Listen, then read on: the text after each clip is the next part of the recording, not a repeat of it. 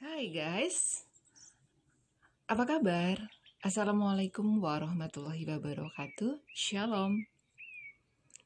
Kali ini Marlina mau pakai suara asli, original, genuine. Setelah di vlog-vlog Marlina sebelumnya, terpaksa pakai suara Google. Biasalah, kita masih belum confidence pakai suara kita.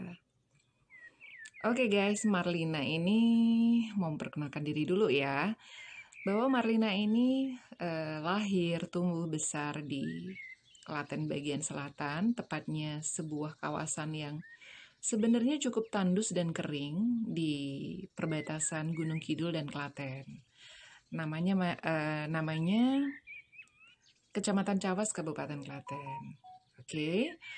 Marlina memulai karir awal pertama dulu adalah di perusahaan pelayaran oil and gas atau shipping company yang membawa banyak hal sih. Ada minyak, ada batu bara gitu. Kebetulan juga di situ ada beberapa ekspat, kemudian anak buah kapalnya juga bekerja di offshore ya, cukup jauh dari daratan, sehingga itu sebuah awal karir yang sangat mengesankan.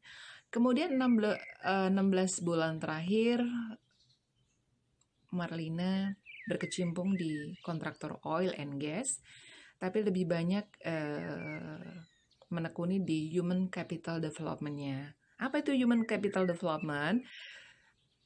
Sebuah kegiatan yang berkaitan dengan rekrutmen pegawai, kemudian bagaimana mendevelop seorang individu di pegawai tersebut, kemudian juga bagaimana melakukan appraisal atau performance management, dan juga tidak terlepas dengan kegiatan mengurus izin-izin tenaga kerja asing, kemudian banyak berinteraksi dengan industrial relation, dengan government, bagaimana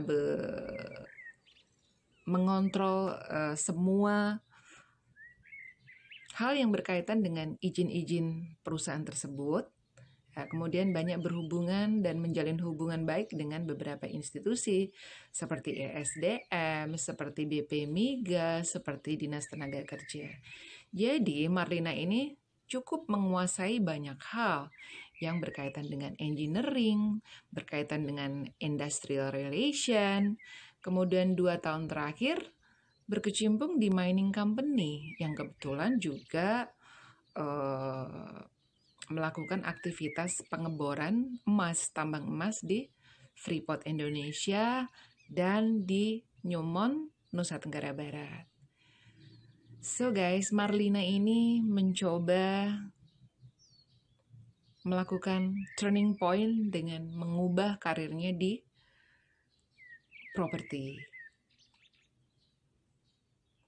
Meliputi kegiatan jual beli properti di kisaran Jakarta, Jabodetabek istilahnya. Tapi juga tidak membatasi atau putus hubungan dengan beberapa teman-teman yang masih berkecimpung di perusahaan EPC.